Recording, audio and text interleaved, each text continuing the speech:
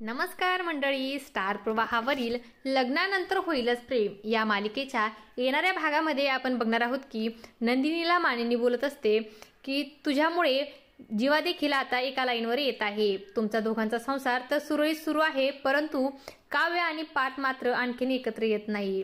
तो बिचारा पार्थ काव्याच्या समोर मैत्रीचा हात पुढे पुढे करतो, परंतु काव्य त्याला काहीच किंमत देत नाही।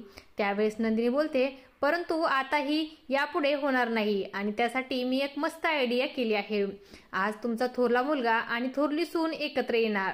तेव्हा मानिनी ही विचारते, नक्की काय आयडिया केली आहेस?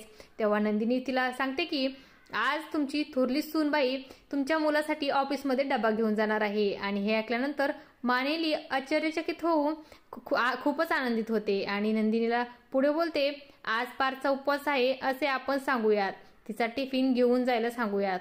त्यानंतर आपण पाहतो नंदिनी आणि मानिनी काव्याच्या हातामध्ये टिफिन देतात।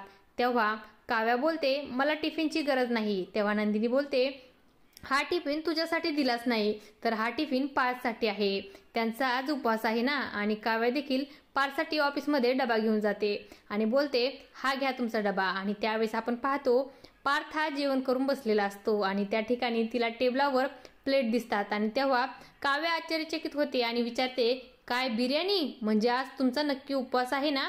तेव्हा पार्थ देखील गोंधळून जातो आणि तो बोलतो, हो हो आहे माझा उपवास। आणि तेव्हा काव्याच्या मनामध्ये पार्थ विषयी संशय निर्माण होतो। आता पुढे येणाऱ्या भागामध्ये पार्थ व काव्या यांच्यामध्ये कशा प्रकारे प्रेम वाढस लागणार हे पाहणे अतिशय रंजक ठरणार आहे। अशाच मालिकांच्या नवनवीन अपडेट्स पाहण्यासाठी आपल्या चॅनलला सबस्क्राईब करा आणि व्हिडिओ आवडला असेल तर लाईक आणि शेअर करायला विसरू नका। धन्यवाद।